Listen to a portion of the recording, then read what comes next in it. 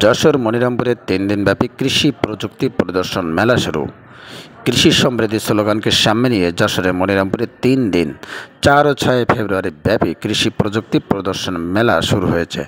যশোর অঞ্চলের টেকসই উন্নয়ন প্রকল্পের আওতায় স্থানীয় উপজেলা পরিষদ চত্বরে মনিরামপুর উপজেলা কৃষি সম্প্রসারণ অধিদপ্তর মেলার আয়োজন করে।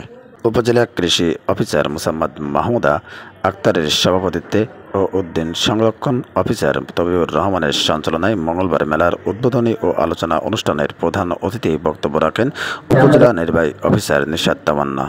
এতে অন্যান্যদের মধ্যে বক্তব্য রাখেন মৎস্য অফিসার আবদুল্লাহ সাইদ রেজা, ওসি নূর মোহাম্মদ গাজী, অতিরিক্ত কৃষি অফিসার শারমিন শাহনাজ, কৃষি সম্প্রসারণ অফিসার শাহরিয়ার হোসেন সহ আরও অনেকে।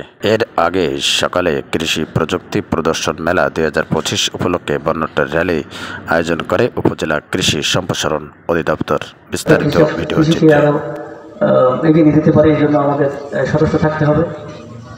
প্রত্যেকে আমি আশা করবো আজকে যারা এসছেন আপনারা কৃষক, তারা অবশ্য এই উপজেলার ফসলি জমিতে একবার ফসল হতো, সেখানে এখন 2 বার 3 বার ইভেন 4 বারও ফসল হচ্ছে। সবগুলোই কিন্তু সম্ভব হচ্ছে কৃষি প্রযুক্তির এবং আমাদের যে প্রান্তীয় কৃষক কিষানী ভাইয়েরা যেটা আমাদের গ্রহণ করছে তার মাধ্যমে। বাংলাদেশ কৃষি প্রধান দেশ এবং একটা সময় বলা হতো যে বাংলাদেশের 80% মানুষই সরাসরি কৃষির সাথে সম্পৃক্ত, খাদ্যের স্বয়ংসম্পূর্ণ।